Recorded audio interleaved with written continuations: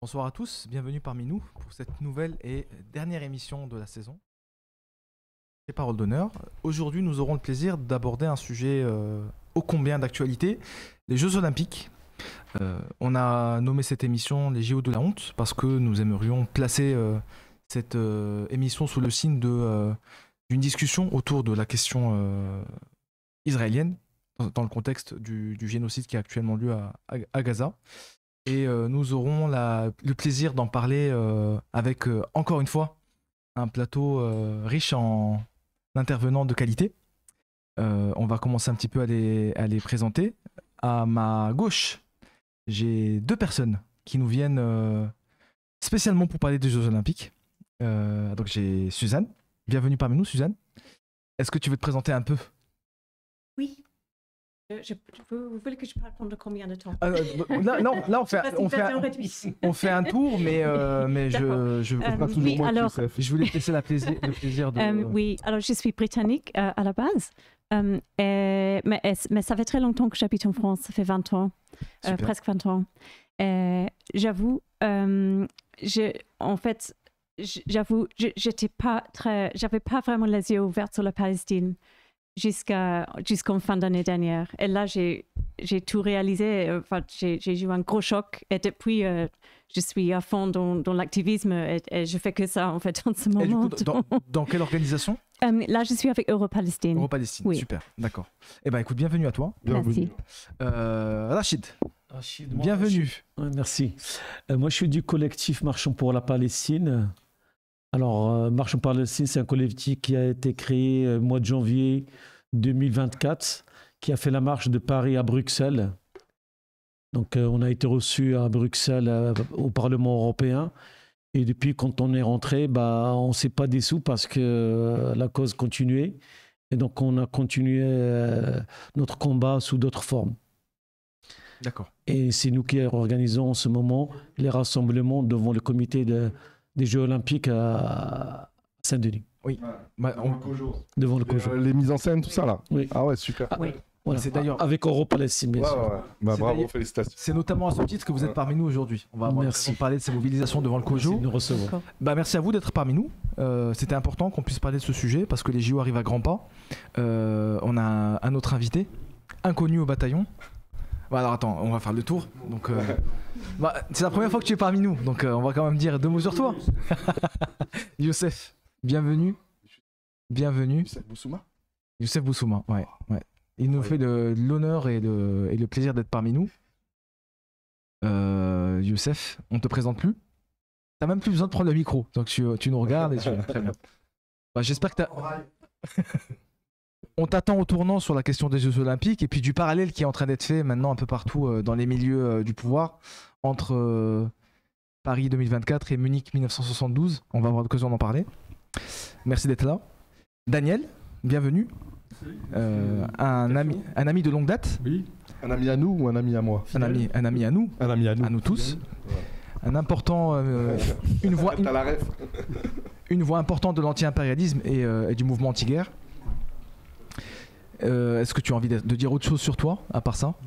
Oui, j'ai le regret de ne plus vous côtoyer, puisque ça n'existe plus dans le collectif ni guerre ni état de guerre, puisque plus que jamais nous sommes en guerre et en état de guerre, oui, donc c'est dommage que ce collectif n'existe plus. Voilà. Ça serait peut-être l'occasion de le faire revivre. D'ailleurs. Et donc, il faut tout de même, à un moment donné, peut-être réfléchir à relancer quelque chose. C'est certain. Parce que la guerre est plus d'actualité que jamais, bien sûr. La guerre et l'état de guerre. Et l'état d'urgence qui... on aura peut-être l'occasion d'en parler. Parce que c'est quand même sérieux. Bien sûr. On va parler de la transposition de l'état d'urgence dans le droit commun, dont l'application est en train de se produire sous nos yeux aujourd'hui. Des dizaines et des dizaines de mesures individuelles de contrôle administratif et de surveillance. Tous les contrôles, les checkpoints.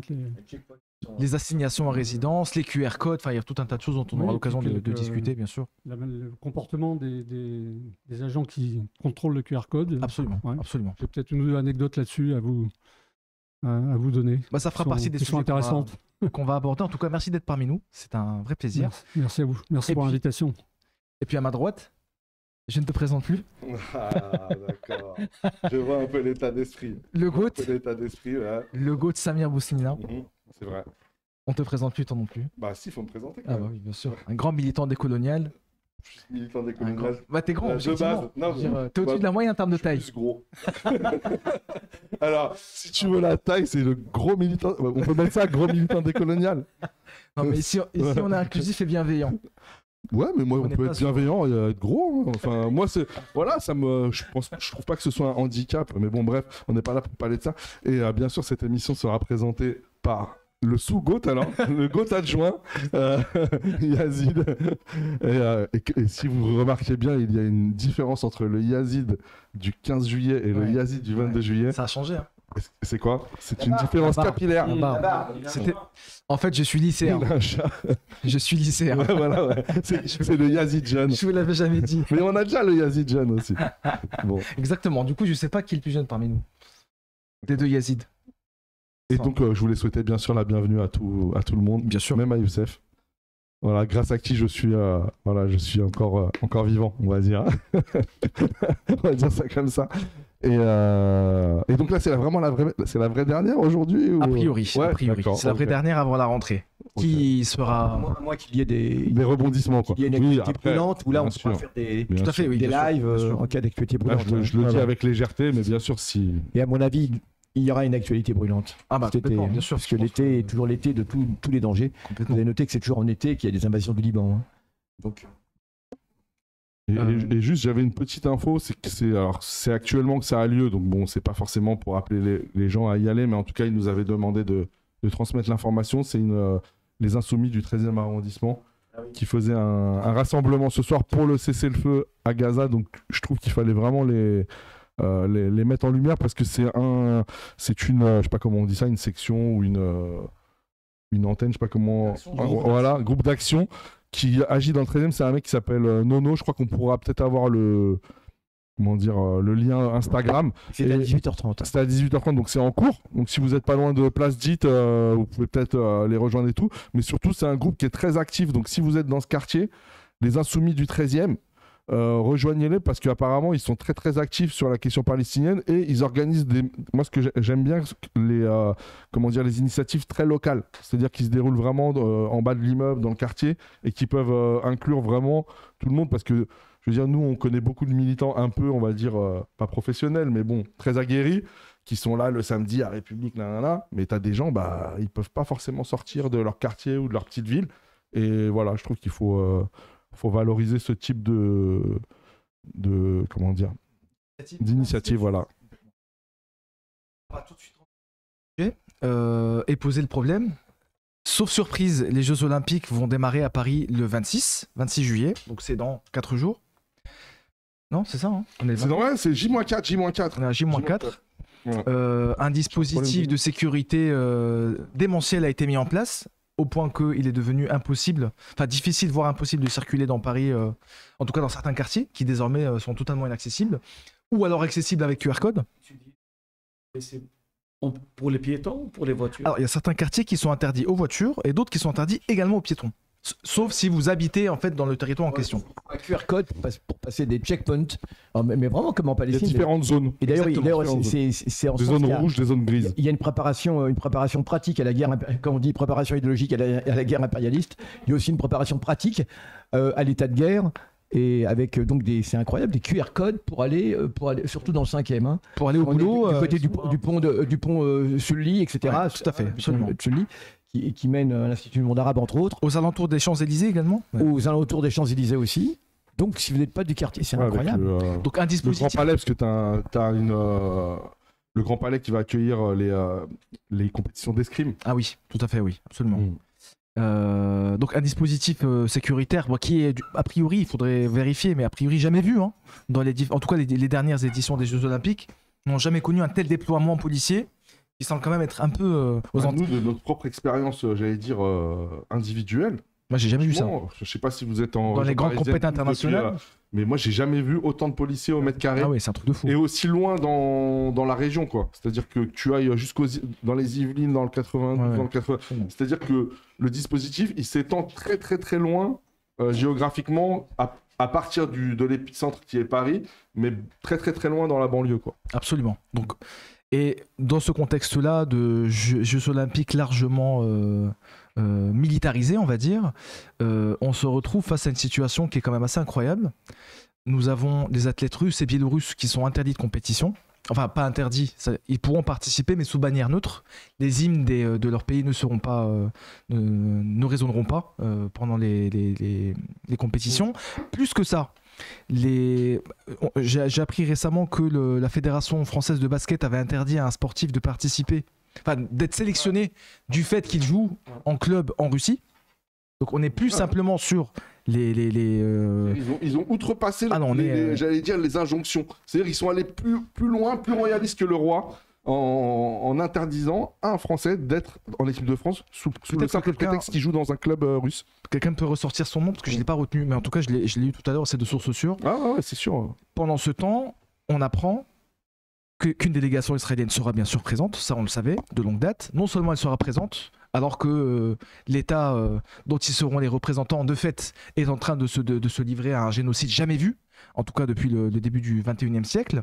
Non seulement donc la délégation israélienne sera présente, mais nous avons appris ce week-end que le président de l'État d'Israël, Isaac Herzog, sera également présent pendant la cérémonie d'ouverture. Et non seulement cela, mais il y a actuellement à Paris des agents du Shin Bet en armes pour assurer la protection du président et des athlètes israéliens. C'est-à-dire que dans les rues de Paris actuellement, il y a des agents du Shin Bet, enfin la police intérieure israélienne, qui sont là en armes pour assurer soi-disant la protection. C'est absolument incroyable. Alors, il n'y a pas que... C'est vrai qu'il y a d'autres polices qui sont très certainement là aussi, présentes, mais ce qu'il y a d'incroyable là-dedans, c'est qu'on a affaire à un État qui est un État génocidaire reconnu en tant que tel. Au moment où la Cour pénale internationale s'apprête à lancer des mandats d'arrêt non seulement contre le Premier ministre, le chef quand même de l'exécutif, et le ministre des Armées, mais Herzog, bien évidemment que le président... Bien évidemment, comment ? Il y a quelqu'un qui a donné le nom de la... C'est Thomas Hurtel, le joueur. C'est ça. Basket. Mais en plus, ce qui est incroyable, c'est que Herzog, évidemment, est complètement impliqué, ce président. Bien évidemment, il a fait aussi des déclarations. Donc, ce qui est absolument incroyable, c'est que c'est la première fois dans l'histoire qu'on a en temps réel un État qui pratique un génocide et qui, en même temps, participe à cette prétendue cérémonie, cet hymne à la paix du monde, etc., qui est censé... c'est absolument hallucinant. C'est-à-dire qu'on foule des pieds la morale la plus élémentaire. Ils se ridiculisent. Jamais ils ont été aussi pitoyables dans leur mensonge exécrable, dans un mensonge exécrable, où actuellement on ne compte même plus les atrocités qui sont commises tous les jours contre ce pauvre peuple palestinien. Et on a les gens qui sont directement responsables, qui sont là, qui vont se pavaner et qui vont prétendre participer à cette hymne. Alors même si on n'a jamais eu d'illusion sur les Jeux Olympiques, on est bien d'accord, hein, mais vous vous souvenez, en 68, il y avait eu ces Jeux Olympiques à Mexico. Et juste avant l'ouverture, et d'ailleurs parce qu'ils protestaient contre cette ouverture, il y avait régulièrement des manifestations qui avaient lieu, et des étudiants qui manifestaient. Comment ? Un bain de sang, oui, parce que le président avait voulu que justement les Jeux se passent dans le calme. Hein, et pour dissuader les étudiants de continuer à manifester, il y a eu un véritable bain de sang, mais c'est l'armée qu'on a fait intervenir, alors que jusque-là c'était la police, et il y a eu quelque chose comme 200 à 300 morts.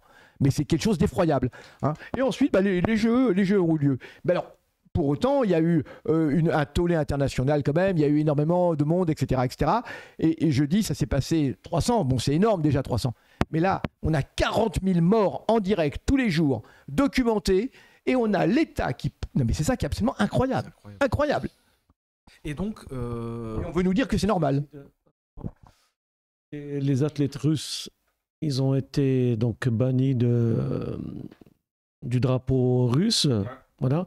Mais pas seulement parce qu'ils passent devant un comité où ils sont interrogés sur leur passé, s'ils ont travaillé avec l'armée russe. Donc c'est des psychologues, hein, c'est des gens, des experts qui vont les interroger pour vraiment détecter le mensonge, s'il y a un mensonge sur leur passé, sur leur curriculum. Leur degré d'allégeance, en fait, à la doctrine de Poutine. C'est pire que de dire vous passez sous drapeau neutre. Non, on va entrer dans votre... Un brevet d'atlantisme. C'est un brevet d'atlantisme. Est-ce que vous êtes suffisamment soumis à l'Occident pour pouvoir participer à ces Jeux? Voilà, nous, quand on a demandé donc, le boycott d'Israël, on a dit au minimum qu'il y ait le même traitement pour les athlètes russes, donc bannière neutre, mais plus aussi savoir qu'ils n'ont jamais travaillé pour l'armée. Parce que tout Israélien, je sais pas, il sait peut-être repartir là-dessus, tout Israélien, à part les Adirim, hein, voilà, qu'eux-mêmes ils vont passer dans l'armée, tous servent l'armée israélienne. Les athlètes, un grand nombre, et d'ailleurs c'était le même cas en 72 dont on parlera, étaient des militaires. Mais on ne le dit pas. Mais c'était des gens qui étaient des militaires. Voilà. Là, dans la délégation israélienne qui va se présenter à Paris, il y a des militaires. Il y a des représentants de Tsahal, bien sûr. Ouais. C'est presque impossible Et d'ailleurs, de trouver un Israélien qui n'ait pas servi dans l'armée israélienne. Le service militaire étant obligatoire, voilà. ils passent par le service militaire. C'est pas uniquement ça. Hein. Ils sont ensuite réservistes de fait. Non, mais c'est pas uniquement ça, c'est qu'ils sont entraînés par l'armée, je veux dire. Hein. Ah oui, Il y a C'est une, pas oui, parce forcément que tout le monde a fait ce service militaire. Non, je dis bien, ce sont des gens qui sont entraînés Ouais. par l'armée. Hein. Youssef, je sais pas si Et tu as que vu ça, mais il y a l'armée, c'est un État en Israël. Hein. Tsahal a fait une vidéo très très produite, Oui. justement sur l'imbrication entre le mouvement olympique sportif israélien et l'armée. C'est-à-dire que vous avez des vidéos en fondu où en fait le militaire commence un geste en treillis et hop, l'image se transforme et il se retrouve en tenue de sport et il finit le geste. À part ça, il faut complètement dissocier l'athlète israélien du militaire israélien, mais alors, en fait, c'est quand ça les arrange. C'est-à-dire qu'ils peuvent faire une propagande, je veux dire, premier degré sur, en gros, c'est l'armée qui a formé les athlètes, mais par contre, de l'autre côté, un militant pro-palestinien ne peut pas considérer l'affront de voir justement ces athlètes formés par l'armée arriver sur le sol français, parader, et nous on devrait être là, on devrait applaudir. Et d'ailleurs, je voudrais, je termine par là, vraiment saluer et féliciter toutes les personnes qui ont ou qui auront l'occasion de croiser, on va dire, le parcours de la flamme olympique et d'exprimer, en montrant des drapeaux palestiniens, en montrant vraiment leur attachement au peuple palestinien, sans avoir absolument aucune intention, j'allais dire, violente envers qui que ce soit, mais d'exprimer, et je trouve que c'est le droit le plus élémentaire, et je les félicite car on a vu une émission, c'est un de nos amis communs, je vais pas le citer pour pas le compromettre, tu vois de qui je parle, qui parle avec un policier, un jeune policier, et qui lui explique tout simplement qu'il soutient, il y a une délégation palestinienne, et qu'il veut juste soutenir la délégation palestinienne, comme d'autres soutiennent la délégation X, Y ou Z. D'ailleurs, je voulais qu'on... Absolument. Mais oui, 125 € Tout à fait, oui. de montrer un drapeau palestinien. Tout à fait, oui. Le la parcours de la folie. flamme a été émaillé par quelques incidents de ce genre-là, effectivement. Bien sûr, oui. Bien sûr. mais même des gardes à vue, Là, j'ai un message de la flamme, oui. de deux amis, deux camarades qui ont fait 26 heures. Ils étaient à Paris. Ils ont exprimé leur soutien au peuple palestinien et leur désapprobation de la politique israélienne, leur condamnation de la politique israélienne. Et ils ont été enjôlés pendant 26 heures. Absolument. C'est réel. Et alors le point culminant, je pense qu'il a été atteint avant-hier. Donc c'est l'affaire Thomas Portin, qui est donc un député de la France Insoumise, qui, au cours d'une prise de parole à la manifestation, du coup en soutien à la Palestine samedi, a tenu un propos qui est somme toute assez banal. Donc je le cite. Hein. Je suis venu pour dire que non, la délégation israélienne n'est pas la bienvenue à Paris. Ce qui ressemble quasiment mot pour mot aux propos tenus par Anne Hidalgo en mars concernant la délégation russe. Elle a dit mot pour mot que la délégation russe, enfin les athlètes russes ne sont pas les bienvenus à Paris. Et donc, sauf que dans le cas de Thomas Porte, donc il y a une espèce de déchaînement, tout le camp de toute l'internationale coloniale. Voilà, donc le CRIF, un certain nombre d'élus de droite et d'extrême droite qui se sont prononcés. Je pense que le Front National et le CRIF devraient fusionner de toute façon. Ah bah de fait, à mon mais avis, c'est je veux assez dire, à faire. il y a aussi un certain nombre d'élus de droite, les Républicains, donc Christian Estrosi, etc., qui se sont prononcés. Pour certains, Selon un de mes amis qui souhaite garder l'anonymat, non mais je trouve qu'elle est bonne, plus sioniste que le sionisme. Absolument. Non mais je veux dire, Christian Estrosi, C'est pas mal, ça. Christian Estrosi, typiquement, fait partie de ces personnes. Si tu nous regardes. Comment Estrosi Le sionisme accuse comment Estrosi. oui, Estrosi Le plutôt. plagiat. Oui, c'est ça, oui, exactement. Bah oui, bien sûr. L'élève a dépassé le maître pour le coup.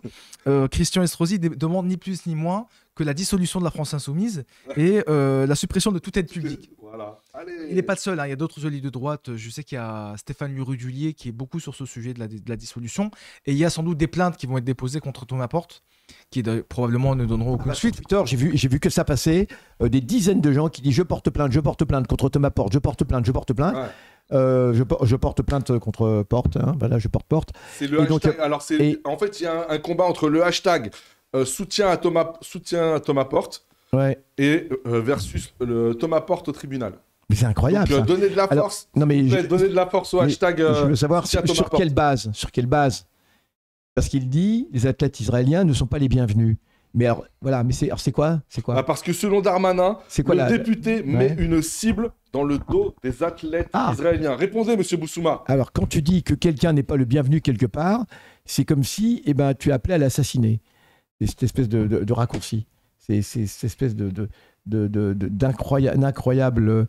d'incroyable système qui aujourd'hui veut priver de parole, même d'indignation. C'est-à-dire que même l'indignation, Stéphane Hessel, vous vous souvenez, le regretté Stéphane Hessel disait fort justement, indignez-vous. C'est-à-dire que même cette indignation n'est même plus possible. C'est-à-dire que je pense que demain, s'indigner du génocide des Palestiniens sera considéré comme un acte antisémite. Tout à fait. Bah, c'est Ça, presque le c'est cas, clair. hein. Et c'est presque le cas.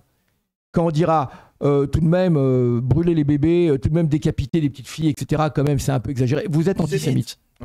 Alors, du coup, Daniel, Ce qu'on disait tout à l'heure, c'est que la cible, en fait, c'est les organisateurs qui la mettent. C'est-à-dire ce déluge de contrôle, de mise à part des Israéliens. Ils les mettent, c'est un traitement à part, c'est-à-dire en termes de sécurité, en termes de logement, en termes de ça. Donc c'est eux qui mettent une cible en disant regardez, nous sommes obligés de faire. Pourquoi ils sont obligés de faire ça?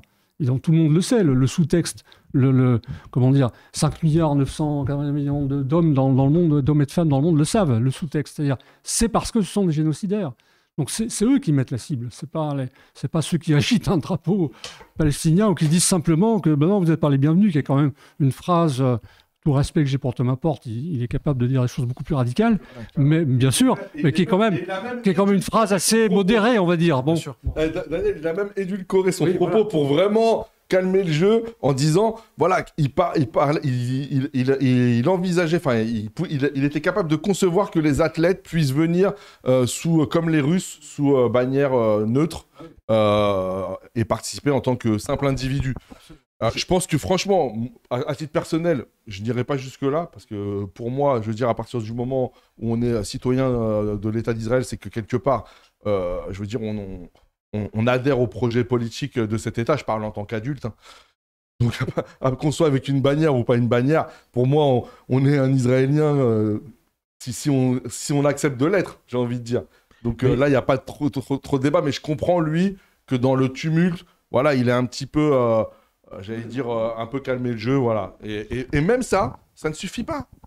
Voilà, en fait, on n'est jamais assez, j'allais dire, tempéré, assez nuancé. Il faut absolument taire, il faut absolument, j'allais dire, rendre totalement invisible toute contestation du génocide commis par les Israéliens.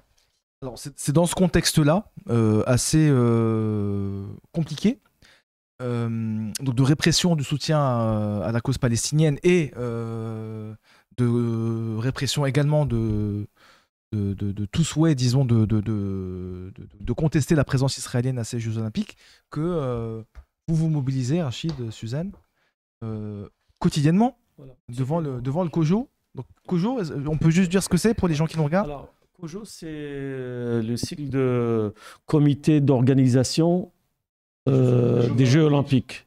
Voilà. COJO, Paris 2024. Voilà. Voilà, donc nous...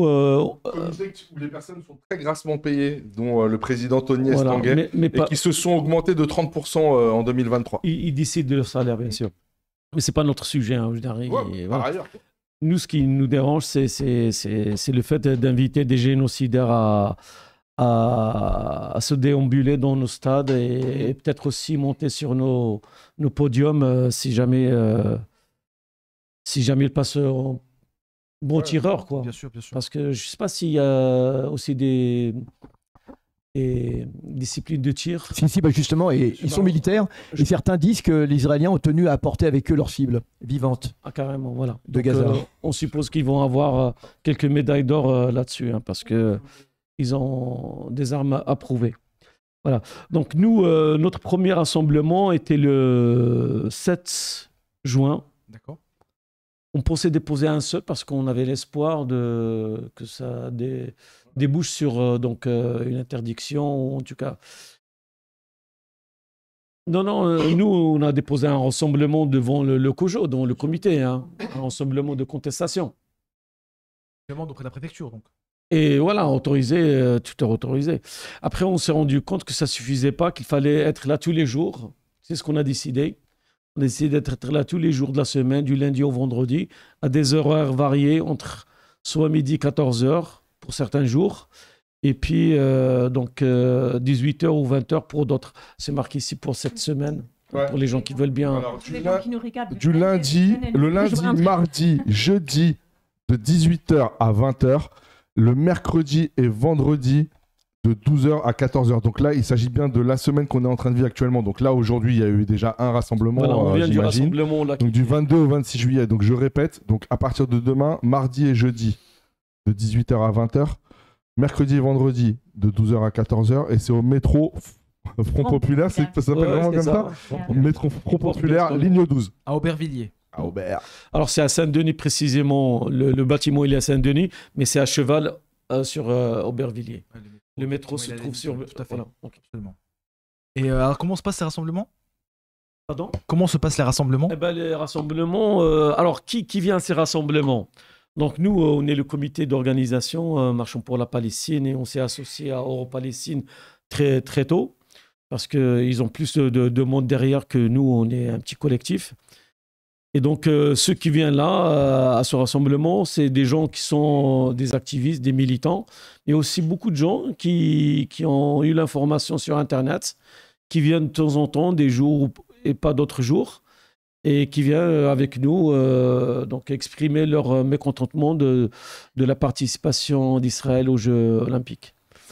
Donc, depuis le 7 jusqu'à maintenant, c'est notre 8e semaine. On a tenu, donc toutes les rassemblements ont été déclarés, autorisés. Là, on a encore l'autorisation jusqu'au 26. Ça tombe bien, si vous voulez faire quelque chose de grand avec nous le 26, eh ben, on peut vous recevoir. Il y a de la place pour tout le monde. Et donc, en plus des rassemblements où on réclamait l'écluse d'Israël, il y a eu quelques... je dirais pas débordement, mais on a débordé un peu sur la voie pour faire des scènes. Des happenings, on peut appeler ça des happenings. Voilà, des happenings, merci pour le terme. Moi, je t'en prie, je suis là pour ça. Ouais.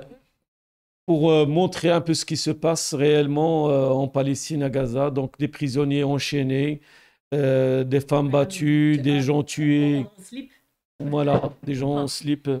Donc déshabillés, torturés, des poupées. En référence à ce qui se passe actuellement à Gaza. Voilà, on n'a pas inventé des choses, on a même peut-être fait moins, hein, parce que le sang qu'on a jeté par terre, c'est de la sauce-tomate, c'est pas du sang humain. Hein. Quand on voit le sang humain, c'est pas la même réaction, parce que c'est très, très violent le sang humain quand on le voit. Donc voilà. Et donc on a fait quelques happenings, c'est ça comme ça. Alors, bizarrement, on n'a pas été violenté par les services d'ordre de la police. Ils ont été plutôt calmes avec nous. Ça a duré quelques minutes, une 15 à 20 minutes à chaque fois. Et donc, on continue jusqu'au 26. D'accord. Alors, il y a ce mouvement-là qu'on fait comme rassemblement devant le COJO. Il y a aussi une campagne de mailing qu'on fait aussi avec un autre collectif, dont Suzanne. Oui. Voilà. Alors du coup, qu'est-ce qu'on peut... Ça donne quelque chose, cette campagne? Comment ça se passe?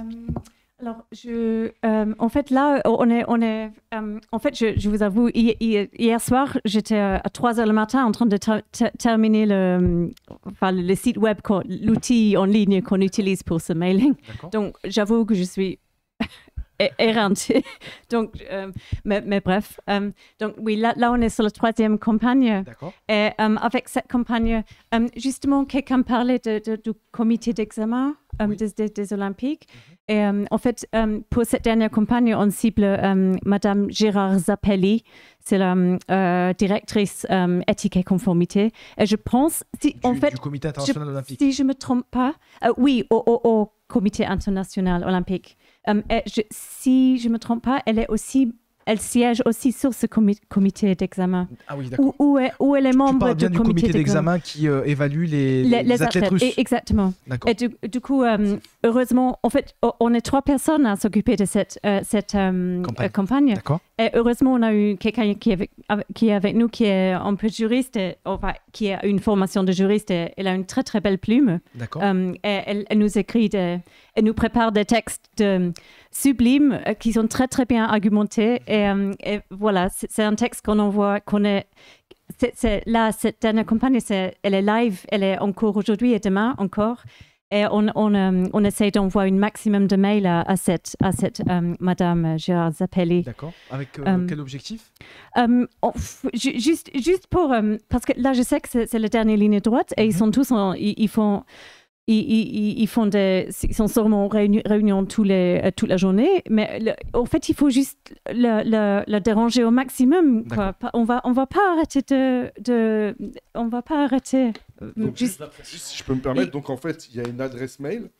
Oui, si vous voulez, je peux même vous envoyer, montrer le lien. En fait, il y a un lien. Le lien sur le chat. C'est vrai. Et à ce moment-là, demandez à tous les... Parce que là, il y a plus de 400 personnes qui nous regardent sur Twitch et a priori, ça doit être, je pense, dans les 150 ou 200 sur YouTube. Donc, il y a 800 personnes là qui nous écoutent au moment où on se parle. Ouais. Si on se dit que chaque personne, là, ce soir ou demain, envoie un mail, je pense que ça peut être pas mal. Oui. Ça peut être pas mal en termes de... parce que, voilà, on est des militants, mais on doit aussi, par moment, savoir... j'allais dire, mettre mettre les mains dans le cambouis, si je puis dire. Je vous trouve ça, j'envoie ça à... Super. Ce serait une sorte de happening, quoi, en fait. Oui. Faut envoyer Yassine là-bas. Allez, let's go. Est-ce qu'on atteint des objectifs concrets là? Alors, Qu'est-ce on atteint des objectifs. Les objectifs qu'on cible, c'est l'exclusion. Tant qu'il n'y a pas d'exclusion, on considère qu'on n'a pas atteint. On ne va pas se mentir. On n'est pas là pour se montrer ni pour perdre notre temps. Hein. Tous les courriers et les lettres ouvertes qui ont été donc rédigés par nos camarades, on est des petites équipes hein, quand même. Hein. Des fois, on ne trouve même pas de nom à nous donner. Voilà, c'est des lettres qu'on lit aussi quand on est devant. C'est des lettres qu'on lit aussi devant le comité des Jeux Olympiques. On lit devant, à haute voix, et on l'envoie aux responsables des relations extérieures. Parce qu'on a un contact à l'intérieur du COJO. C'est une personne qui nous a reçus, on le remercie. Donc on lui envoie toutes les lettres qu'on lit devant le COJO. Et on lui demande de les transmettre aux responsables concernés. Donc, on ne peut pas dire qu'ils ne les reçoivent pas. Et ça m'étonnerait que ce monsieur ne fasse pas son boulot de transmettre. Parce qu'il est censé... Vous avez une certaine traçabilité qui vous permet de garantir que le mail est arrivé au moins jusqu'au destinataire. Voilà, quoi. parce qu'une fois, il nous a répondu, mais les autres fois, il ne nous a pas répondu. Donc, ça reste des lettres mortes.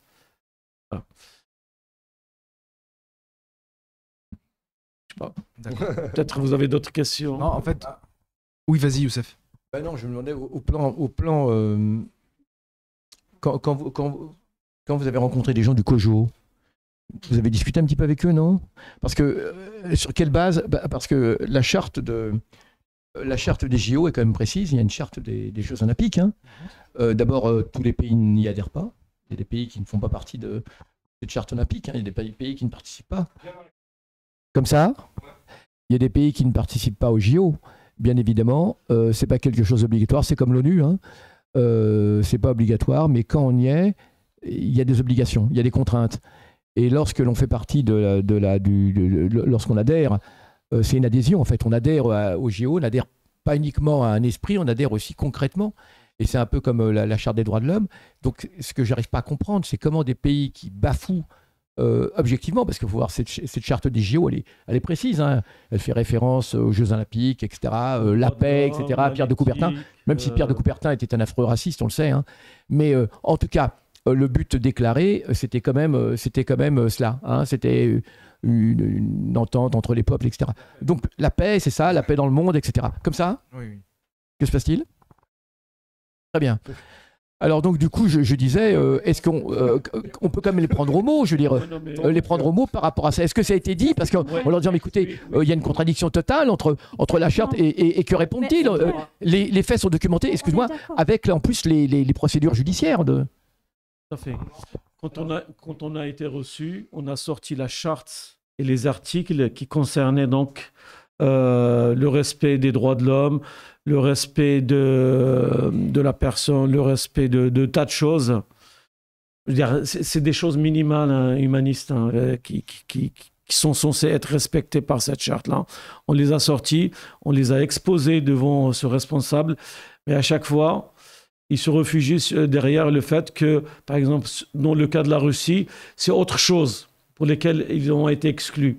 Pas pour ces raisons-là, mais c'est pour autre chose. Alors, ces autres choses-là, on ne sait pas lesquelles.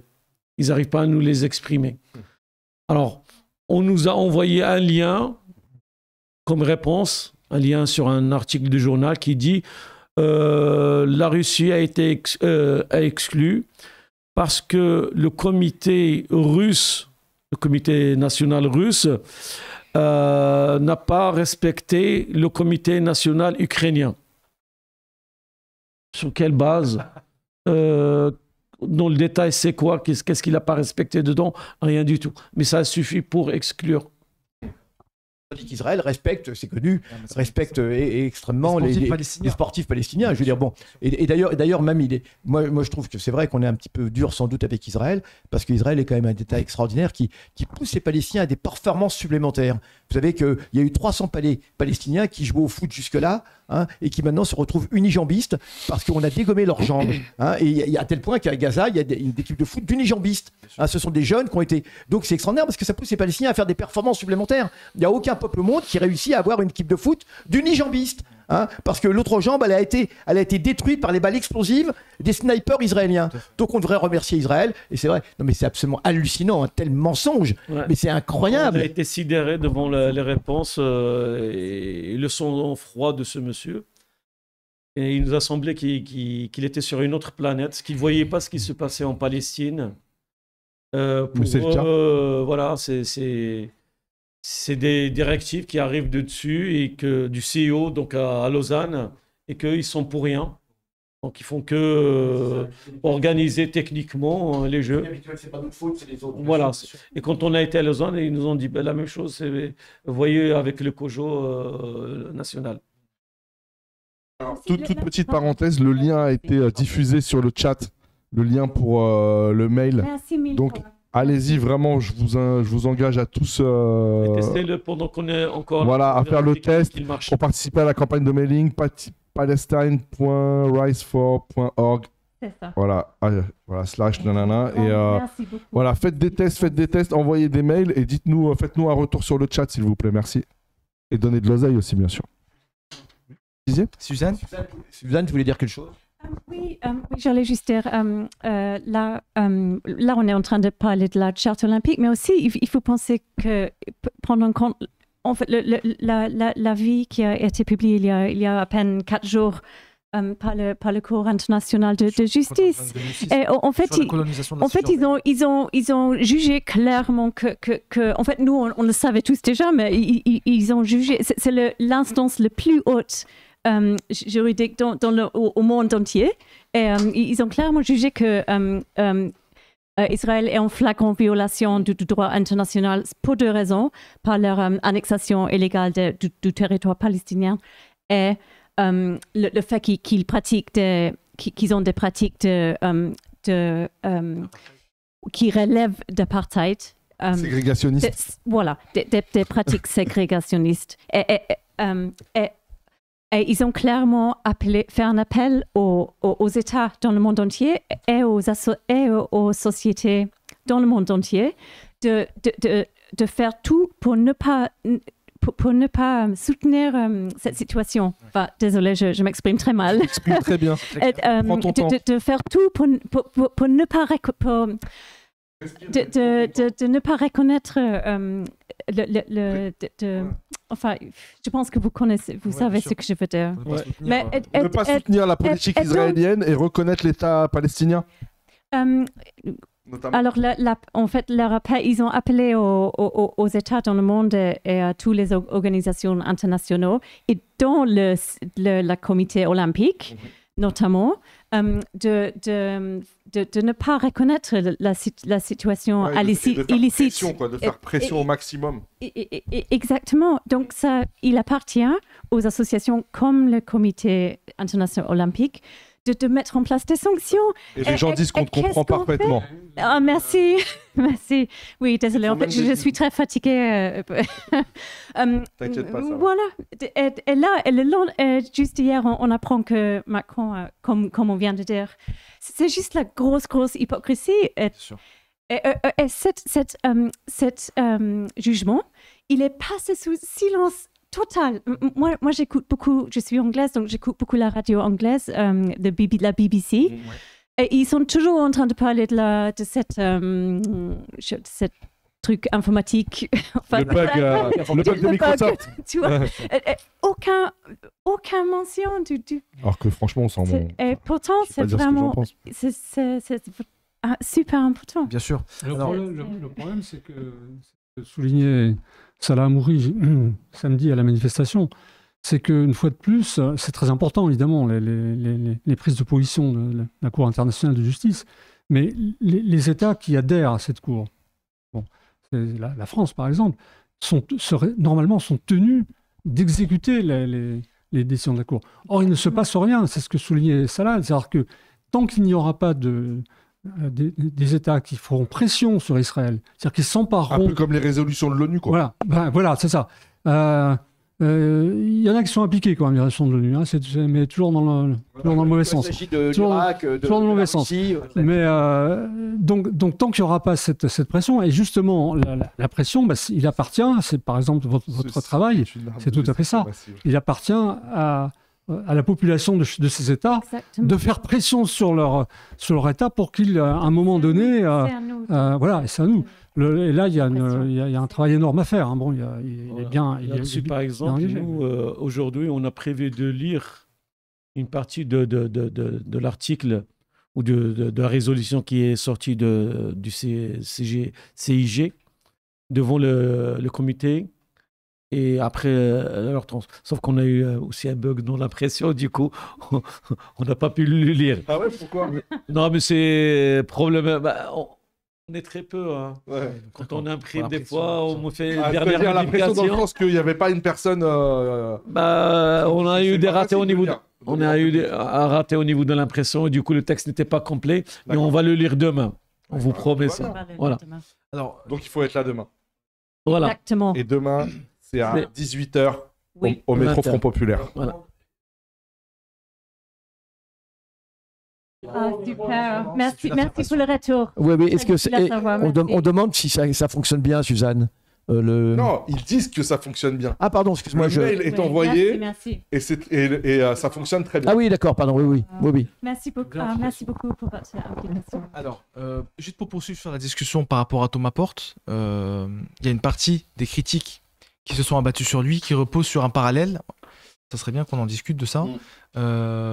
Parallèle établi avec les Jeux Olympiques de Munich, au cours desquels, vous n'êtes pas sans savoir, peut-être ne le savez-vous pas, la délégation israélienne a été prise pour cible par, à l'époque, Septembre Noir, l'organisation palestinienne de Jordanie.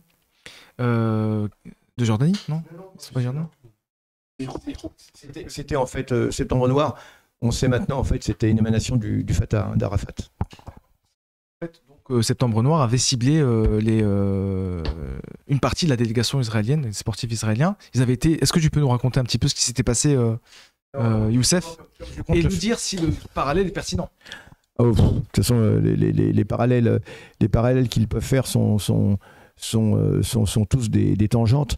Des tangentes en ce sens que c'est une façon de botter en touche. C'est n'importe quoi, c'est des transversales. Non, il n'y a aucun parallèle possible. Je veux dire, aucun parallèle possible. Je veux dire, on a toujours eu le droit de dire que telle équipe n'est pas la bienvenue, quand même. Aujourd'hui, si jamais tu marches sur les pieds d'un Israélien, tu vas te faire quoi? Tu vas te faire poursuivre. Pourquoi? Pour antisémitisme? C'est absolument hallucinant. Le parallèle n'a absolument pas lieu d'être. À Munich, le 5 et 6 septembre 72, à Munich, un commando palestinien d'environ, oui, ils étaient 8, de 8 militants palestiniens, dénommés, enfin le commando était dénommé Septembre Noir, ça faisait référence à des combats qui avaient eu lieu en Jordanie en septembre 70 et en septembre 71 aussi, ça avait repris, qui avait opposé l'OLP, les forces palestiniennes à l'armée jordanienne, bref. Et donc ce commando palestinien prend en otage des athlètes israéliens dans la ville de Munich, aux Jeux Olympiques de Munich. Ils les prennent en otage. Et c'est là ce qui est assez important à préciser, c'est que si vous prenez n'importe quel manuel scolaire et vous regardez dedans n'importe quel journal, on va produire un premier mensonge. Le premier mensonge, c'est de dire les athlètes palestiniens ont été tués, les athlètes israéliens ont été tués à Munich par un commando palestinien. Ça, c'est une proposition. Bon, les choses sont beaucoup plus complexes. Ils n'ont pas été tués parce que les Palestiniens voulaient tuer des athlètes israéliens. Les Palestiniens sont venus, ont pris en otage ces athlètes israéliens. Ils avaient des revendications pour obtenir deux choses. Et ça, on ne le dit jamais. Vous ne le verrez jamais écrit, pratiquement jamais dans les manuels scolaires et sur Wikipédia, on l'évoque à peine, pour deux choses. C'est que cela, on est en septembre 72, et septembre 72, l'OLP à l'époque est installée au Liban. Elle a dû quitter la Jordanie à la suite justement de Septembre Noir. Et donc depuis le Liban, les commandos palestiniens mènent des opérations de commandos contre l'entité sioniste. Et du coup, pour se venger de ces opérations de commando, Israël, qui à l'époque est dirigé par Golda Meir, ce sanglante Premier ministre Golda Meir, travailliste, de gauche bien sûr, et Golda Meir exerce des représailles régulières sur les camps de réfugiés palestiniens. Elle vise l'aviation israélienne, un petit peu ce qui se passe à Gaza en ce moment, et ils visent les camps de réfugiés et ils font de très nombreux morts. Très nombreux morts. Donc régulièrement, on a l'aviation israélienne qui va se venger sur les camps de réfugiés, qui bombardent les camps du Liban, aussi bien du Liban que de Syrie, aussi. Et du coup, les Palestiniens de Septembre Noir décident cette opération, d'une part, pour exiger l'arrêt des bombardements israéliens sur les camps de réfugiés, et aussi la libération de 230-250 prisonniers palestiniens, soumis évidemment à des conditions atroces de détention, torture, etc. Donc c'est deux revendications qui sont précises. Et s'ils font ces revendications, c'est parce qu'Israël ne respecte pas le droit de la guerre. Merci Gérard Lerat. C'est parce qu'Israël ne respecte pas le droit de la guerre. Alors évidemment, les gens vont dire, c'est pas bien, effectivement. Oui, effectivement, c'est pas bien de prendre en otage des athlètes, oui, mais qui que ce soit, mais c'est pas bien non plus de prendre en otage toute une population. Et surtout, si Israël avait respecté le droit de la guerre, les choses ne seraient pas produites ainsi. Alors on n'arrive pas à comprendre que l'on puisse critiquer dans un sens et pas dans l'autre. Et Israël exerce des représailles indistinctes sur les civils depuis toujours. Ça n'a pas commencé le 8 octobre dernier. Depuis toujours, c'est la pratique israélienne. Parce qu'Israël veut se débarrasser du peuple palestinien. Elle ne veut pas s'entendre, elle ne veut pas lui donner un coin de terre. Ce n'est pas une terre pour deux peuples, comme mensongèrement on le dit sans arrêt, comme Pieraski vient de faire un bouquin, une terre deux fois promise et autres fadaises et autres bêtises. C'est un mensonge. Israël veut se débarrasser des Palestiniens. Le problème est là et les Palestiniens ne veulent pas disparaître. Le problème est aussi simple que cela et il n'y a rien d'autre. Donc du coup, ce commando prend en otage, effectivement, et donc il y a un bras de fer. Il y a deux athlètes qui sont tués dès l'instant où le commando prend possession du pavillon israélien. Il y a une lutte. Au cours de cette lutte, il y a 2 des 11 athlètes qui sont tués, c'est un fait. Mais ensuite, c'est des négociations, ça va durer 2 jours. Les Palestiniens vont se laisser convaincre que les Allemands et Israël sont disposés à négocier. Et cela va, le consul d'Algérie à Francfort, d'ailleurs, va jouer un rôle. Lui, il pense que les Allemands sont sérieux. En fait, les Allemands mentaient. Et donc, lui convainc les Palestiniens qu'il faut voilà, que les Allemands sont sérieux dans la négociation. Donc tout le monde est convaincu de cela. Et voilà Tipa que le commando, avec les athlètes, s'embarque à bord d'un minibus. Ce minibus les conduit à 2 hélicoptères. Ces 2 hélicoptères sont censés les conduire à un avion. Et l'avion est censé ensuite conduire les otages, les athlètes en Égypte. Et au même moment, eh bien, les prisonniers palestiniens seraient relâchés, pris en charge par la Croix-Rouge internationale et relâchés, pareil, en Égypte. Voilà le deal. Tout le monde, le commando y croit. Le but du commando n'a jamais été. Alors on peut penser ce qu'on veut, c'est vrai, c'est pas bien, c'est ce qu'ils appellent le terrorisme, hein. C'est une action violente, c'est terrible, hein, la paix et tout, alors que c'était vraiment extraordinaire, hein, la paix dans le monde à l'époque. Hein. Bon, bref, vous avez compris. Eh bien, au moment de la guerre du Vietnam, hein. On était en pleine guerre du Vietnam. Il y a encore, alors c'est la fin de la guerre du Vietnam, c'est vrai, bon, mais quand même, le Vietnam est encore présent, les mares de sang, les marécages de sang que les Américains ont pu commettre au Vietnam. Alors toujours est-il que de bonne foi, tout le monde s'embarque dans le minibus, et le problème, c'est que quand ils arrivent à l'aéroport, où l'avion est censé être là. Alors bon, je ne vais pas détailler, je le ferai plus tard là. En fait, c'est un guet-apens. C'est un guet-apens. D'abord, Golda Meir l'avait dit, on ne négocie pas avec les terroristes. Alors c'est étonnant parce que dans les relations qui sont faites dans les manuels scolaires et puis dans la presse de l'époque, on vous dit, on critique uniquement le fait que les Allemands n'étaient pas au point, qu'ils n'avaient pas de bons tireurs d'élite, que les tireurs d'élite, ils ont été récupérés des tireurs d'élite qui étaient du coin, d'un club sportif du coin d'ailleurs. Hein. Ils n'avaient même pas de lunettes, ils n'avaient même pas de vision nocturne, hein, sur leur fusil de tireurs d'élite. Et ça se passait la nuit, évidemment, hein, ce qui compliquait les choses. Et en fait, c'était un carnage. En fait, il y avait 5 tireurs d'élite qui étaient dans l'hélicoptère, dans un des hélicoptères. C'était un piège. L'avion... quand les policiers allemands ont vu que en fait, ça partait en vrille et qu'en fait, on les avait trompés eux-mêmes, les policiers allemands ont décidé de se retirer du Boeing parce qu'ils étaient dans le Boeing déguisés en hommes d'équipage. C'était vraiment incroyable cette histoire. Et ils sont partis. Donc, il n'y avait personne dans le Boeing. Les Palestiniens envoient en reconnaissance deux des leurs, hein, pour voir si le Boeing n'était pas piégé. Justement, ils s'attendaient à... Hein, et puis, à ce moment-là, eh bien, ils se font abattre. Ils se font abattre par les 5 tireurs d'élite qui étaient directement. Donc, du coup, c'est le début, la fusillade. Ils tirent dans le tas. Et résultat des courses, donc, il y avait donc les autres Palestiniens, deux qui avaient en otage un des pilotes d'hélicoptère sont abattus. Les autres Palestiniens, ça tire de partout. Ça tire de partout. Et... le fait est, et c'est ça qui est incroyable, un Palestinien va jeter une grenade aussi. Voilà, le but était le carnage parce que Israël, justement, alors que les Allemands étaient décidés réellement à négocier, et jusqu'au bout, c'est ça qui est absolument incroyable. Et il y a des on-dit aussi dans les relations. C'est qu'en fait, Israël a fait pression même qu'il n'y ait absolument aucune négociation.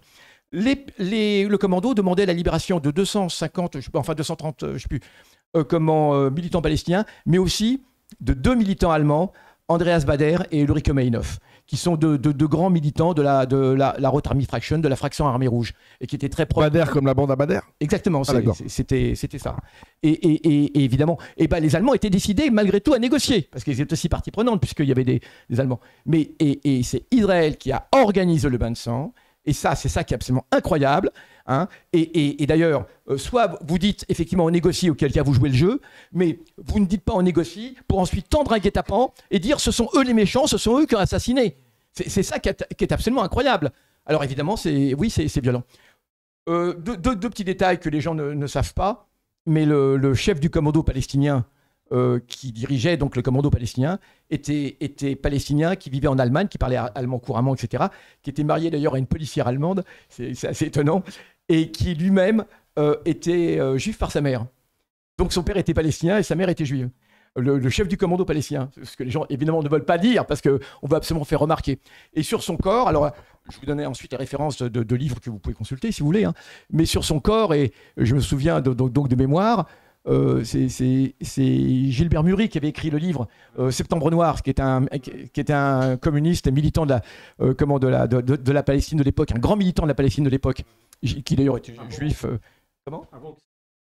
Ouais. Bon, mais en tout cas, qui était un grand, il a écrit ce bouquin qui s'appelle Septembre Noir, qu'on peut trouver, hein, et il raconte tout cela. D'ailleurs, sur la couverture, c'est une photo d'un des membres du commando. Et toujours est-il que sur le corps du chef du commando, il y avait une lettre. Et la lettre commençait par « Nous nous excusons auprès de la jeunesse sportive du monde, mais nous aussi, nous aimons le sport. » C'était ça. Et puis dedans, il y avait une somme d'argent dans sa poche. Il dit c'est ce qui nous reste des dépenses qu'on a dû faire pour l'opération. Donc veuillez remettre cette somme d'argent au peuple palestinien. Voilà, et c'est comme ça. Et c'est comme ça qu'on a inventé cette histoire absolument incroyable de ces méchants Palestiniens, ces terribles, ces monstres de Palestiniens qui ont lâchement assassiné de sang-froid comme ça. Voilà. Et alors les suites, c'est les représailles. C'est que Golda Meir va reprendre de plus belle les bombardements sur les camps de réfugiés. Et le lendemain même, et les 2 jours suivants, il y aura 300 morts. 300 morts dans les camps de civils, dans les camps du Liban, dans les camps de Syrie, etc. Et ensuite, Israël va poursuivre même les soi-disant auteurs de l'opération. 12 vont être assassinés, dont Mohamed Boudia, l'Algérien qui sera assassiné à Paris en 73, qui est des Fossés Saint-Bernard, près de l'Institut Monde Arabe. J'ai eu l'honneur de connaître son ami et avocat Mourad Ouzdik, qui était l'ancien avocat du FLN d'ailleurs, à la fin de ses jours, j'étais très ami avec lui, il m'a raconté même en détail, et il avait garé sa voiture près de chez cet avocat, et la voiture a été piégée par le Mossad à Paris. Le commando israélien ne s'en est pas arrêté là, ils ont continué à assassiner beaucoup de dirigeants. Leur but était d'assassiner Abu Daoud, le grand cerveau. Ils ne l'ont jamais vu, enfin Abu Daoud est mort de sa mort à Damas, bien longtemps après. Hein. Et puis, mais ils ont assassiné beaucoup d'autres gens, ils se sont trompés, ils ont assassiné...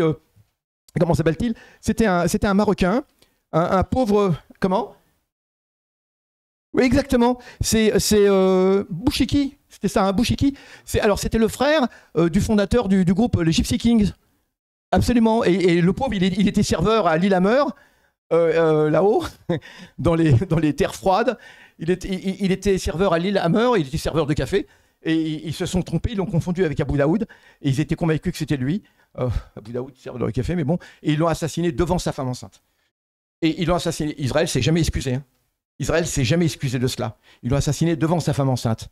Hein. Et ils ont assassiné d'autres gens. Donc Mohamed Boudia, mais lui était effectivement lié au FPLP, mais il n'avait rien à voir avec l'opération. C'est beaucoup d'autres gens comme cela. Voilà un petit peu. Alors pour la petite histoire, le commando qui a fait cela était dirigé par une agente du Mossad qui s'appelait Sylvia Raphaël, qui était d'Afrique du Sud d'ailleurs, et qui elle-même sera abattue par un commando palestinien. Elle et le reste et une partie du commando israélien, ils sont abattus à Chypre, du côté de Chypre, bien plus tard. Voilà. Enfin bref, c'est cette histoire absolument incroyable et c'est ce gros mensonge de ces monstrueux Palestiniens qui ont... Parce que, vous comprenez, les Palestiniens, c'est des nazis, c'est bien cela. Hein. Tout ce qu'ils veulent, c'est tuer du juif. Hein. C'est absolument hallucinant, cette histoire. Absolument incroyable. C'est d'une injustice incroyable. Qu'ils ont aussi liquidé, en quelque sorte, hein, indirectement, Bader et Ulrike Meinhof, dans des conditions de prison. Bande Abador, c'est le nom que leur donnaient les grands militants internationalistes. Attendez, on est juste à définir. Ce sont des grands militants internationalistes, hein, Bader, Meinhof, tout ça. Bien sûr. Donc ils les ont indirectement assassinés par les conditions faites dans leur détention. Ouais. Du coup, le parallèle avec la situation actuelle semble quand même un peu... le parallèle, les parallèles, Israël et les sionistes aiment bien faire de l'acrobatie, quoi. Ça veut dire... Non, mais le but est là. Le but, dès l'instant où vous allez prononcer le mot Palestine, vous mettez une cible sur... vous êtes bienvenus, mais c'est la moindre des choses de dire qu'ils ne sont pas bienvenus. Mais c'est la moindre des choses de dire qu'ils ne sont pas bienvenus. Comment c'est la tête israélien. Mais bien évidemment. C'est absolument incroyable.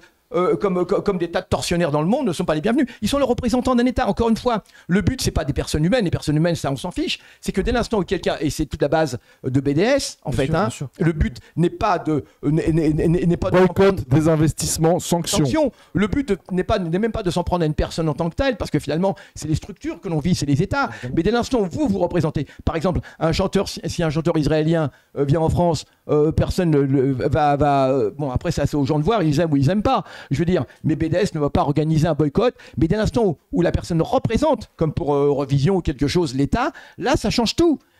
Et les athlètes, ils sont les représentants d'un État, et d'un État criminel qui est poursuivi. Alors, si les gens veulent des preuves, des photos, j'en ai 1 milliard, d'accord. Et on va me dire, c'est pas Israël qui fait ça. Hein, et ils ne représentent pas le même État ou c'est un autre État. C'est quoi ce délire-là? Bien sûr. C'est quoi ce délire? Il n'y a aucun rapport. Monsieur Thomas Porte, notre camarade député, monsieur Thomas Porte, Notre frère. a tout notre soutien, notre soutien total, et qu'ils fassent tous les procès qu'ils veulent. On n'en a rien à faire. Qu'ils boivent la mer à Gaza, comme on dit.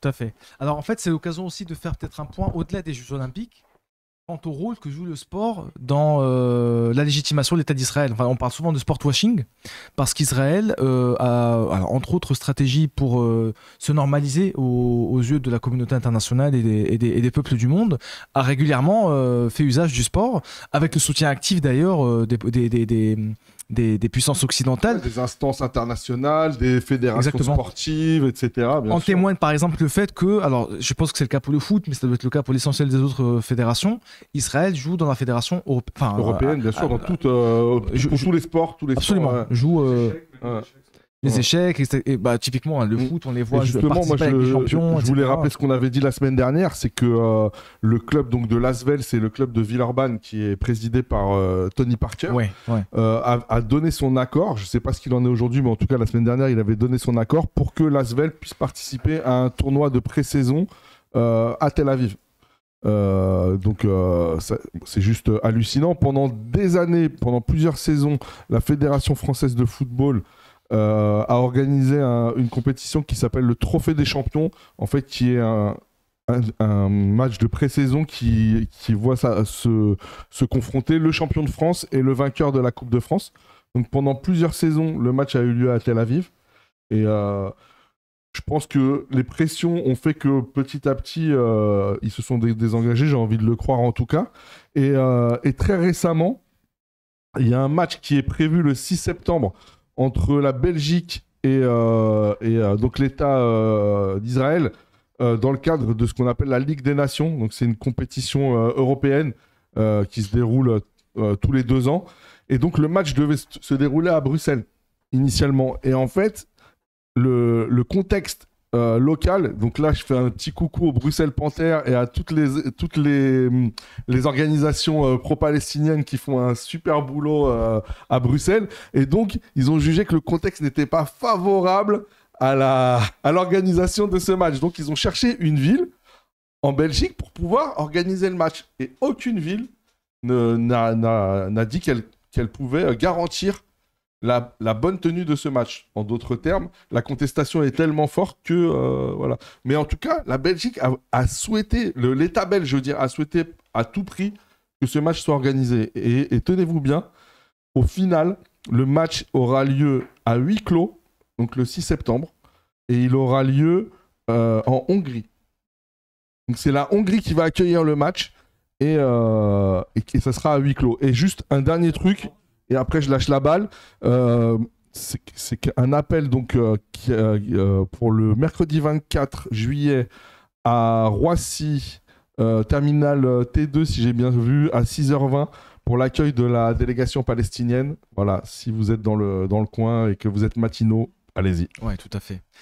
Tu parlais de la partie de foot qui va opposer la Belgique à Israël. Il y a aussi 2 matchs qui vont opposer la France à Israël. Un le 10 octobre et l'autre le 14 novembre. Ça, c'est important à savoir. Dans le cadre de cette fameuse Ligue des Nations, donc qui est une compétition internationale, européenne, Israël va jouer contre la France. D'abord en Israël, j'imagine. Sauf si d'ici là. Tous leurs matchs à domicile se jouent en Hongrie. Apparemment, Orban est israélo-compatible. J'ai envie de dire le nationalisme hongrois est compatible, voilà, est compatible avec le sionisme. Mais on a bien compris que tout ce qu'il y a de facho au monde est totalement compatible avec Israël. Bien sûr. Alors il y a une chose que je n'arrive pas à comprendre pour ces sportifs qui jouent contre. Mais qu'est-ce qu'ils ont dans le ciboulot pour accepter de jouer contre une équipe israélienne? C'est absolument incroyable. C'est d'une indécence, mais absolument incroyable. Incroyable. T'es sportif, t'es footballeur, tu crois, t'as une certaine éthique, je sais pas, et tu vas aller jouer contre les représentants, encore une fois, d'un État tortionnaire, criminel. Mais moi, je le dis, je n'ai plus de mots, les mots me manquent. On est submergé par l'horreur, mais je vois tous les jours de telles horreurs qui se déroulent à Gaza. Et les amis, c'est pas parce que il n'y a plus rien aux infos, à la télé, etc., que les choses sont calmes. C'est absolument horrible ce que je vois. J'ai vu, alors j'ai pas envie de vous embêter, mais j'ai quand même envie de vous embêter, hein, et j'ai envie de vous sortir votre quiétude. Je suis absolument désolé, vous êtes peut-être en vacances, mais vous voyez des lambeaux de chair. Quelqu'un dit, c'est même plus un bébé, c'est des lambeaux de chair. Et voilà tout ce qui reste de ma femme, un lambeau de chair, comme ça. Je veux dire. C'est un déluge d'images horribles. Ce ne sont pas des hommes, les Palestiniens. Ce ne sont plus des hommes, ce ne sont même pas des animaux, ce ne sont même pas. Je voyais quelqu'un qui disait l'autre jour, là, qui disait on ne peut pas être antiraciste sans être contre le spécisme. Alors c'est très bien. C'est une bonne idée. Moi, les questions que je pose, c'est est-ce qu'on peut être un humain, mais on peut être parfaitement, par contre, un humain, et on peut être tout à fait un humain et accepter totalement que ce peuple palestinien soit réduit en bouillie, qu'il ne soit pas tué, qu'il soit réduit en bouillie. C'est de la bouillie, c'est un peuple réduit en bouillie. D'accord, c'est de la bouillie d'enfants, de la bouillie de femmes, de la bouillie de. Mais comment est-ce qu'on. C'est absolument incroyable, incroyable. Et on va chercher des noises à quelqu'un, à un député, parce qu'il dit. Non mais c'est incroyable. Et des sportifs vont aller jouer. Non mais ces sportifs qui vont jouer là à Paris, là bientôt, c'est quand même inimaginable. Inimaginable. Ça serait l'occasion d'une action retentissante et plus globalement la contestation du principe même que l'État d'Israël puisse participer à des compétitions internationales, qui est un aveu à demi-mot. Israël est de fait normalisation. Une excroissance européenne en territoire arabe, mais il serait invite à venir le 26. Absolument. Très symbolique le 26. Absolument. C'est autorisé. C'est autorisé. Il n'y a aucun risque. Donc venez le 26. Pendant qu'il y a l'ouverture, je pense que c'est à Stade de France, l'ouverture se fait. Et ben la cérémonie d'ouverture. Ouais. Non, c'est sur la scène. Sur la scène. Et ben nous, on fera sur la place Front Populaire, justement, elle porte bien son nom. On fera cette mise en scène de boycott et d'exclusion d'Israël. Voilà. Et pas seulement d'Israël, hein, parce que n'oublions pas que ceux qui fournissent les armes à Israël et qui la cautionnent, c'est quand même les États-Unis, la France, l'Angleterre, l'Italie, l'Allemagne. Alors sachant que la Biélorussie a été exclue, pas parce qu'elle a fait la guerre à l'Ukraine, parce qu'elle a soutenu la Russie, si je ne me trompe pas. Oui, de fait. Oui. Juste parce que soutenir, alors que là, les États-Unis, la France, l'Angleterre, l'Allemagne et l'Italie fournissent des armes de destruction massive à Israël. Ce sont les JO de l'OTAN, finalement. Ce sont les JO de l'OTAN. Bah de fait, oui. Ce sont les génocides de l'OTAN. Ouais. Voilà. Génocide, oui. Ouais. Enfin, en tout cas, donc, il y a cette action-là, le 26, qu'on invite tout le monde à venir. Mais il y a aussi, on demande aux gens de fermer leur télé, ne pas regarder de ne pas suivre les Jeux Olympiques. Ouais, c'est la moindre des choses. On ne soutient pas comme ça parce qu'on écrit un petit message par-ci, par-là. Non, il faut passer à un stade supplémentaire, un stade au-dessus. On ferme sa télé le jour et si on peut aller manifester, parce qu'il y aura aussi des manifestations un peu partout en France, il faut sortir manifester ce jour-là. Bien sûr, et d'ailleurs, l'allocution de Thomas Porte, elle a eu lieu samedi, je crois, et elle a eu lieu devant une foule très, très, très importante. C'est-à-dire que on en avait parlé à la fin des élections législatives où on avait un peu tous constaté qu'il y avait eu, une baisse d'intensité dans la contestation des crimes commis par Israël dans la bande de Gaza. Et là, on a pu voir que la ferveur militante était toujours là et ne demandait qu'à s'exprimer. Et vous en êtes une illustration. On a fait les deux. Ouais. Oui. C'est pour ça que je dis vous en êtes une illustration on n'a pas dormi. très, très, très, très respectable. Et force à vous, force à tous ceux qui continuent tous les samedis, les dimanches et les soirs aussi à se réunir et à brandir des drapeaux palestiniens, ce qui est devenu un délit visiblement dans ce pays. C'est un autre honneur. Et vraiment, ne lâchons rien, ne laissons pas tomber le peuple palestinien. Et vraiment, moi, je tiens à appuyer vraiment mon respect pour Thomas Porte, parce que depuis vraiment le début, depuis le tout début, il a été d'une constance incroyable, d'une force incroyable. Bien sûr, il est parti à Rafah avec la délégation, bien sûr avec plein d'autres députés, plein d'autres élus et tout. Mais vraiment, je voulais, parce que là, c'est quand même un moment qui est assez compliqué pour lui, parce qu'il se prend un torrent j'allais dire, de violence médiatique sur les réseaux, etc. Et vraiment, lui apporter un soutien très, très, très appuyé de notre part, très fraternel, et que voilà, qu'on est totalement à ses côtés dans ce combat. D'autant plus que ceux qui mettent une cible, c'est bien ceux qui attaquent Thomas Porte. C'est exactement le contraire, en fait. Ça. Parce que quand on lit sur Twitter, moi je lis sur Twitter des gens qui disent, de toute façon, Thomas Porte devrait se souvenir ce qui est arrivé à ceux qui ont organisé le commando palestinien de Munich de 72. Ouais, comment ça s'est terminé, quoi. C'est-à-dire que c'est vraiment des appels du pied, mais c'est absolument incroyable. Mais qui met une cible sur qui Oui, je rappelle que suite à Munich, l'État d'Israël a commis un certain nombre d'actes terroristes en France. Mahmoud Hamshari a été assassiné. Mahmoud Hamshari, il habitait à Alésia, métro Alésia. Je connais son épouse. Il a été assassiné. Ils ont piégé son téléphone et il lui a explosé à la tête. Le Mossad. Mohamed Boudia. Koubaïsi. Koubaïsi a été aussi assassiné à Paris. Et en 91. Alors Azin Kalak, ça c'était. Ouais, mais ça. Non, Azin Kalak, il avait été assassiné auparavant. Là, c'était par Abou Nidal. C'était par Abou Nidal. Mais t'as raison. Non, c'est Salah Khalaf, Abou Iyad, qui a été assassiné en 91. Exactement. Ils ont manipulé ce groupe, véritablement terroriste, qui s'appelait Abou Nidal, qui pour lui était tout à fait au service de l'État d'Israël et de certains régimes arabes. Mais en plus, ils ont aussi en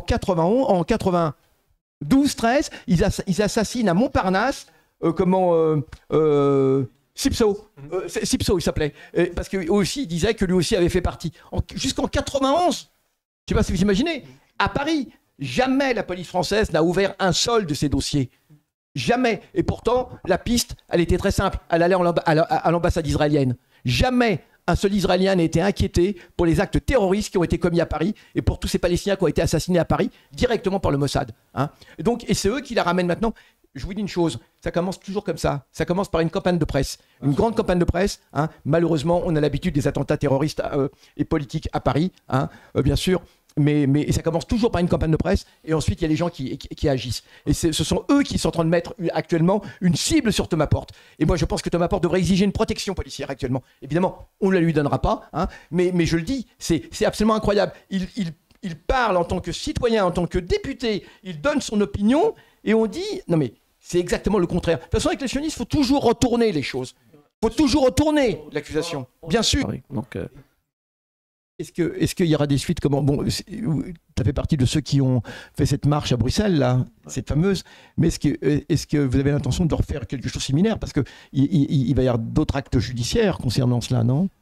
Alors, nous, on essaie un peu de multiplier les actions et les diversifier. Et là, personnellement, je pense qu'il va falloir, avec les décisions qui ont été prises par la Cour internationale de justice et on espère aussi prochainement par le tribunal de correction international, on pense qu'il faut maintenant s'activer différemment et agir différemment. Il faut créer des lobbies pour attaquer les États pour qu'ils rompent leur accord d'association avec l'État israélien. Tout à fait, oui. Et là, on est dans notre droit. Il faut isoler Israël. Voilà. Dans sa totalité, les États indépendamment.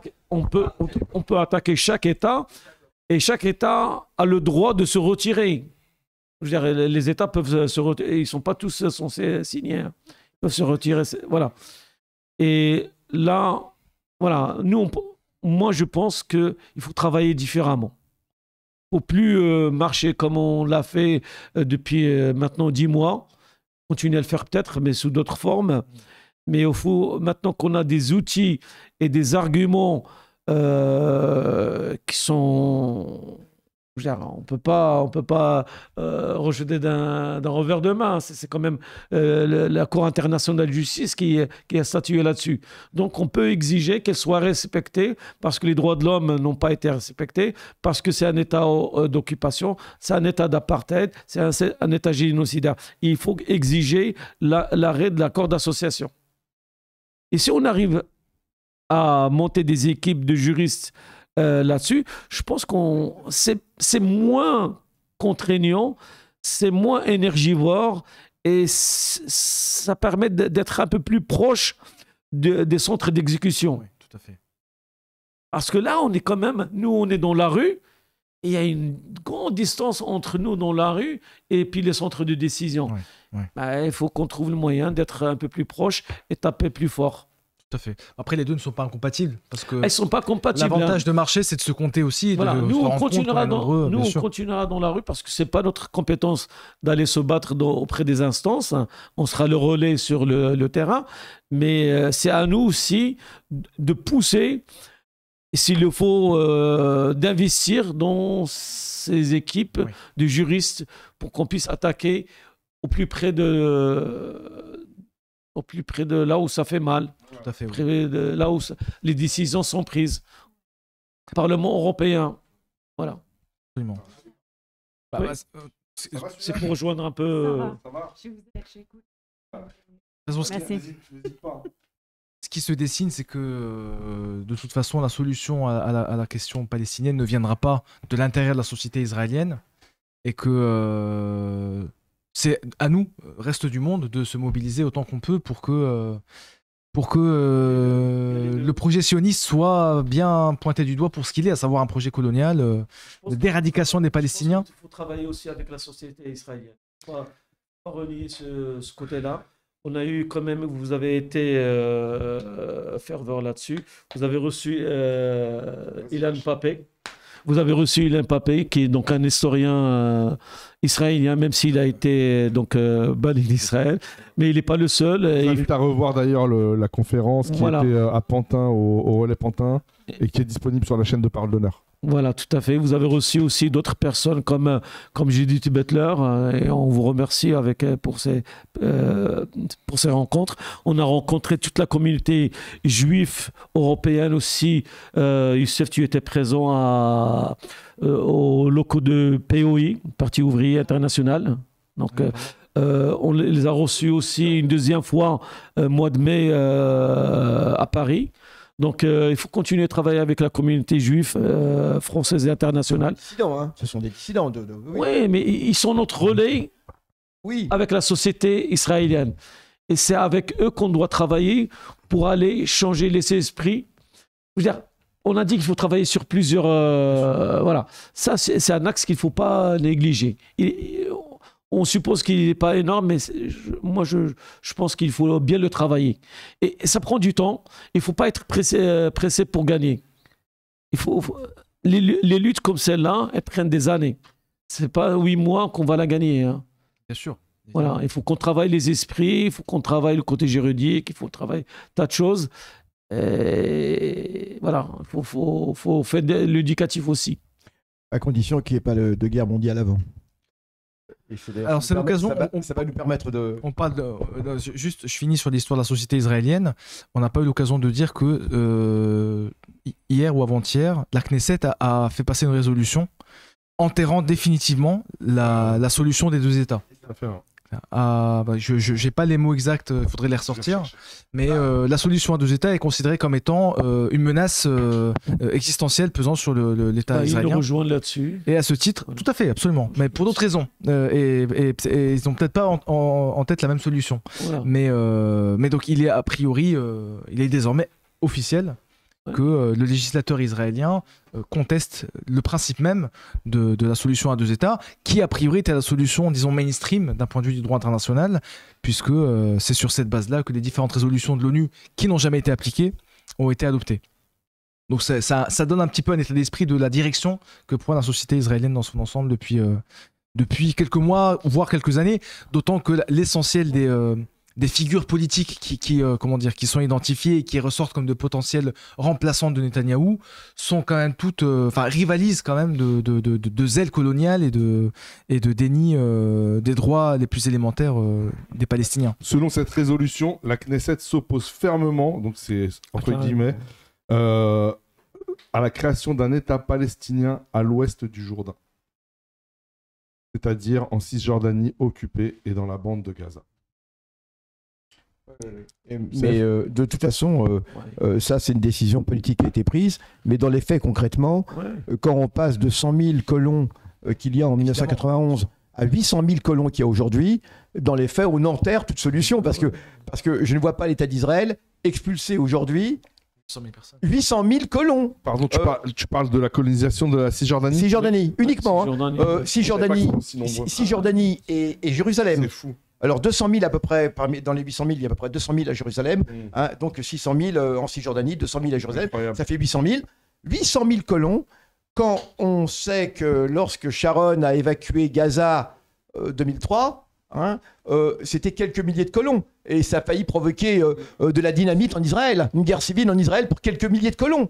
Là, c'est 800 000. Donc, il faut arrêter de mentir. Et d'ailleurs, comment ce que l'ONU a réaffirmé là, en disant Israël doit absolument faire évacuer, dans ce que l'ONU a dit, il enjoint Israël de faire évacuer. Donc, mais ça, on rigole. C'est-à-dire que jamais Israël ne va faire ça sans contrainte. C'est-à-dire que le problème des Israéliens, c'est que les Israéliens, c'est ce qu'on appelle l'illusion de triomphe. C'est-à-dire qu'on leur dit tous les jours que de toute façon, les Palestiniens, c'est un problème secondaire et qu'on va le régler par la force, par la violence. Et c'est ça qui est terrible, qu'on va le régler. Donc voilà, c'est un peu comme les jusqu'au-boutistes qu'il y avait en Algérie pendant la lutte d'indépendance.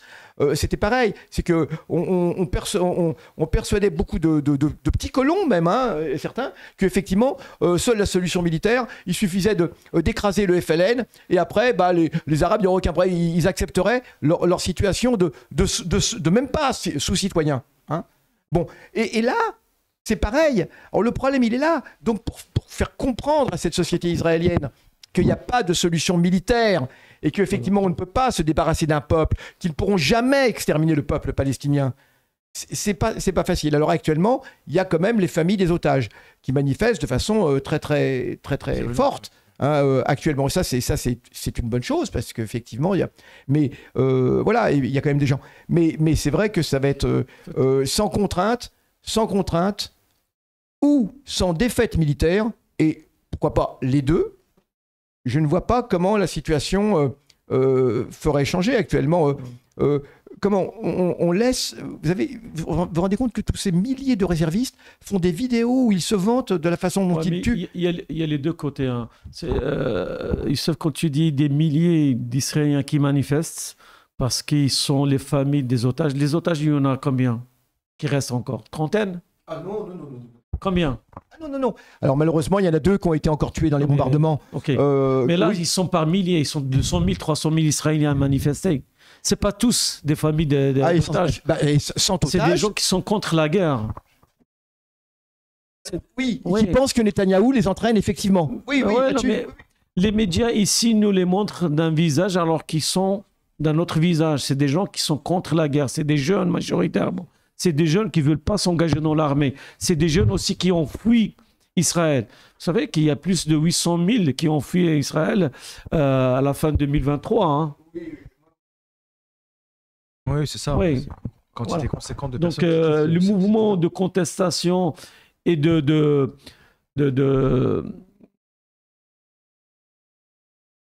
reconnaissance comme quoi la terre, c'est une terre palestinienne. Et il n'est pas minimisé. Hein. Oui, mais Netanyahou, les sondages le donnent encore hyper gagnant actuellement. Oui, mais d'accord, mais est-ce que c'est nos sondages? Oui, ok, mais écoute, nous, on regarde aussi globalement, on regarde aussi l'autre côté. Ce qui n'est pas dit, nous, on l'interprète. On ne regarde pas juste ce qu'ils nous disent et puis qu'on saute là-dessus. Non, la société israélienne, en grande partie, elle est contre la guerre, elle est pour la paix, elle demande qu'à ce qu'on signe des accords de paix. Et donc, il faut travailler avec eux. Ça dément un petit peu tous les sondages qui sont faits actuellement, ça, Rachid. Je suis désolé. Non, moi j'aimerais bien. moi, quand je vois des J'aimerais milliers, bien, hein, mais, des milliers pendant des jours et des jours manifester, mais des- mais des je milliers- mets en doute que pour les otages, parce que les otages, ils sont moins d'une centaine. Hein. quand on voit le résultat des élections, comment comment les élections, enfin des Israéliens à l'étranger, ok, ça veut rien dire, mais les Israéliens, les Franco-Israéliens qui votent hein, là-bas, quand on voit qu'effectivement, alors actuellement, dire que la grande majorité, franchement, J'ai pas dit la grande majorité. ouais, parce que moi j'ai Une bonne discuté un partie. petit peu Eyal Sivan, notre ami Eyal Sivan, hein, qui est bon, je veux dire, alors il y en a, je pense, hein, et surtout par rapport à la guerre. Surtout par rapport à la guerre, parce qu'effectivement, une guerre, la résistance palestinienne fait qu'effectivement, il y a des morts, effectivement, et personne n'aime. Et pendant la guerre d'Algérie, ça a été aussi, et pendant la guerre de Vietnam. Bon, mais malheureusement, la disproportion entre les morts palestiniens et les morts israéliens est telle qu'actuellement. Alors, moi, j'aimerais être d'accord avec ce que tu dis, mais ce que je veux dire, c'est que le problème, il est que le temps ne joue pas pour les Palestiniens. C'est que les pertes sont énormes. Les pertes palestiniennes sont absolument énormes. C'est un petit peuple. Hein. On évalue à peu près à 8% la population palestinienne, 8% celle de Gaza, qui a été mise hors de combat. 8%, c'est énorme. C'est Yazid qui parlait la semaine dernière de l'enquête du Lancet.